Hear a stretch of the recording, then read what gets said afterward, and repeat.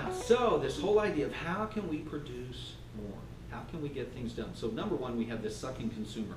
We're not dealing with this here. I want to identify it and spend some time just so you know how to recognize it, because I think that a large percentage of the people out there are going to be like this. I don't think you are, but I want you to be able to recognize it, and I want you to be able to learn the signs of it and be able to encourage people out of it to the next level, which is what we have here, the contributing worker. This is a good place, somebody that's actually able to contribute to the workforce. We don't mind, as business owners, we don't mind paying people that are contributing workers, okay? What we get frustrated at is having to pay sucking consumers, all right, because they're just sucking resources from us. It's almost like they need to carry a plant around with them to replace the oxygen that they are consuming throughout the day, because you're depleting. Every day that you show up, you deplete. It's an ambulance. You deplete me, type of thing, you know? So, next one is contributing worker. As we move on up, we go to the confident team builder, which is a very, very important step. And actually, I find over and over and over, that level right there is left out. That level right there, the confident team builder, is not a recognized, is not a valuable developmental step in the mindset of the American workforce. And I can prove that because most people that are good workers get promoted to management. They just go straight to management. And now we have managers across the board that can't get people to do what they're telling them to do. And what's the main reason why people leave companies? Anybody remember this? Another thing, great thing to Google. Main reason why people leave companies. Anyone? Anyone? Bueller? Bueller? Main reason is because of their direct supervisor. It's not money. It's not work environment. It is their manager. Because we've taken someone that has a great work ethic, a great worker, and we have promoted them to manager before we have taught them how to build teams. And so now they have all this responsibility, and we'll get into this here in just a little bit. They have all this responsibility, but they can't get other people to do it because they're still stuck in a mindset of a worker, which is, if you want it done right, you gotta do it yourself. That is a great mindset for a worker. But at some point, we have to expand that. Okay? And then next of all, we get to the efficient manager. And finally, we get up to the top here, which is the effective leader. And for anybody that is interested, I'm still here on page 3, all right, Okay. with the pyramid. We're at the effective leader. Gotcha. And then from there, if anybody's interested in taking the leap, all right, and this is a leap. It's almost like you got to sprout wings and you got to jump off the top here, okay? You got to jump off the top, and for a while you'll feel like you are falling. But that next level, and that's why there's not a point up there, okay? But that next level is to become the entrepreneur. Not just a leader in a company, but you now own your own thing. All right? And it's a big leap of this. I've got a client right now that is in the process of making that leap. And last year got to take a gal that was, 38, 39 years old, and wanted to start her own thing, but she was in corporate America and didn't know how to do it. A single mom. Her husband had passed away, died in a car wreck. She had 2 little kids. Oh my gosh, all this kind of stuff. And talking with her, working with her over time, we were able to get her to where she made the leap off of this thing. And has now started her own company. She's got awards out the wazoo, which is cracking me up. Just had another Women of Distinction Award for 2016. And now with several of my clients, I'm saying, hey, talk to this gal. You need to have some words of encouragement from her because she's walked down that path, okay? So walk people through that process of making the leap.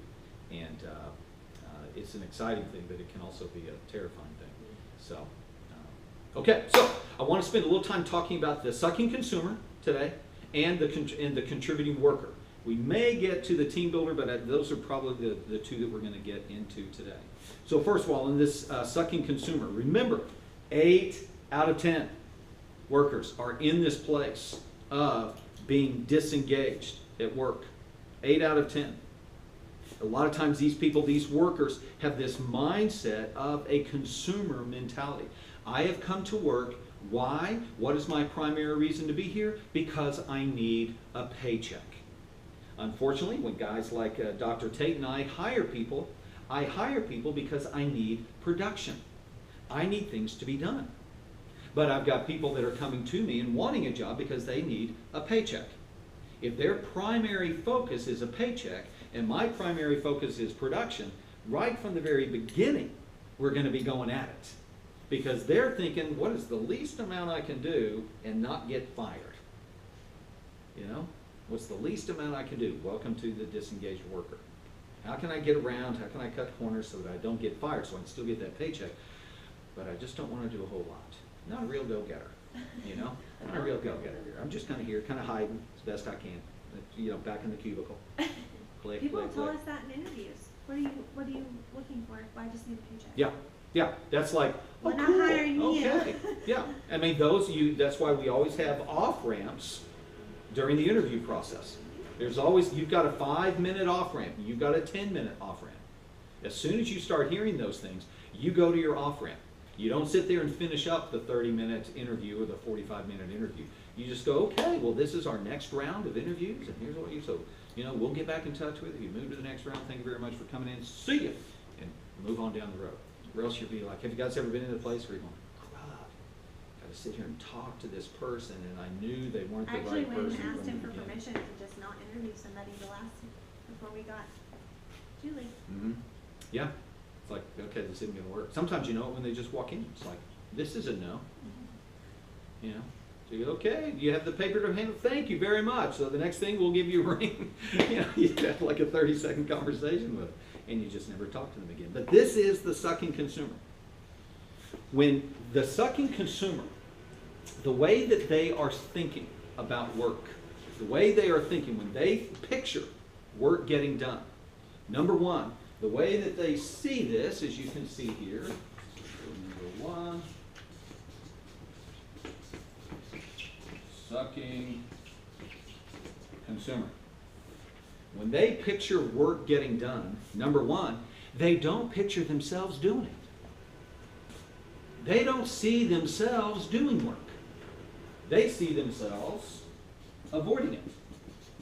They are not doing the work. When you and I, chances are very good, when you and I think about going to work, we get a picture of what's going on at work, we see ourselves doing stuff. We see ourselves at a computer. We see ourselves working with clients. We see ourselves working with customers. We see ourselves talking and people smiling back. We see ourselves doing that. You guys, sucking consumers don't see that. What they picture is, look around the room. They picture this. And they picture you guys at the desk. They picture you at the computers. They picture you doing the work. They don't picture themselves doing it. Aha, this is important. You know, because obviously when the boss comes in and says, hey, we need to get this thing done, are they going to be the ones raising their hand? No. Again, it's not that they're bad, it's not that they're evil, it's just that they don't see themselves doing it. And so they're waiting for somebody else to step up. And then when they get forced to do the work, they begin to say things like, that's not fair. That F word is not Oh, allowed. I know the F word. No, that's not fair. It's not fair. How come I have to do it? What about them? How come I'm always the one? When really you're just going, really? I just want you to do your job. But they don't see it that way. They have a different mindset. And as much as you sit there and go, I don't get it. I don't get it. Well, of course you don't get it, because you don't have their mindset. All right? So, again, I shouldn't have to do it, is what they're saying. Someone else should have to do it, not me. Again, this is something that's very common if you have children. Something that's very common with kids. You know, all the dramatic stuff they do, they fall on the floor and all that kind of stuff that kids do. Okay, but, you know, little kids can get away with it, but then, you know, you whip them on the butt and everything's cool. But when they're 20 and 30 and 40 years old and 50 years old, it's like, okay, this is not good. This is not good. Why do I always have to do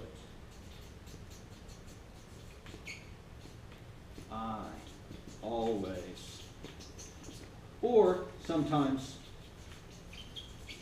if it's convenient, they use the word never. A lot of extremes. It's always me. It's never me. It's always you. It's never me. Does that make sense? Anybody ever heard this before? Yeah. Anybody know these things out there in the workforce? These are all indicators. Again, out of the abundance of the heart, the mouth speaks.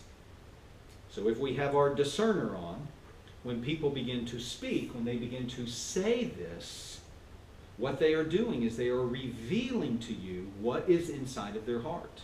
It's just coming out of their mouth. Another ancient proverb that says, "As a man thinks, so he does."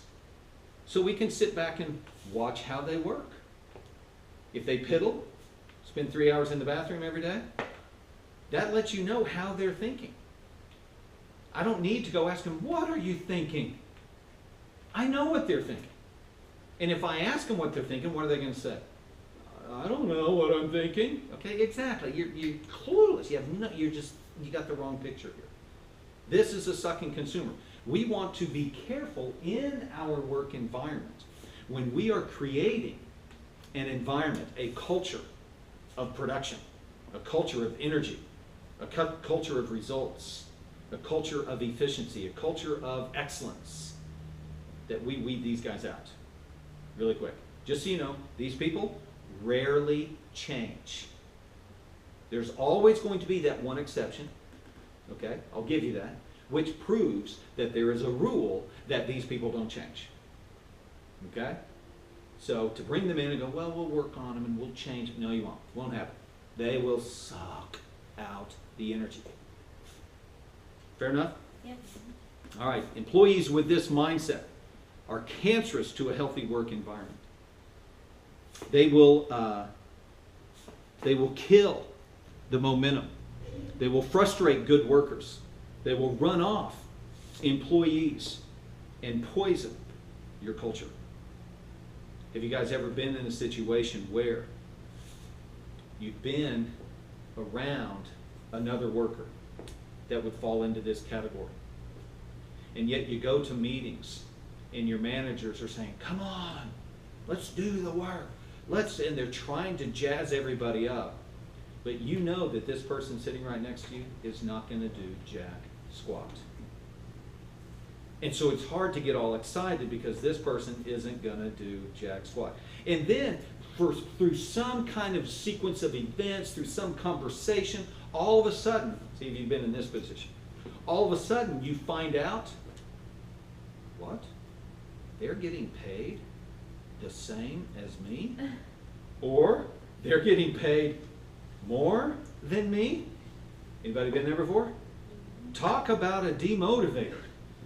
Really quickly. It doesn't matter, Dr. Tate, how much I'm coming up going, "Come on, we can do this." If there is a sucking consumer in the group and other people know that they are making as much or more, it ain't going to happen.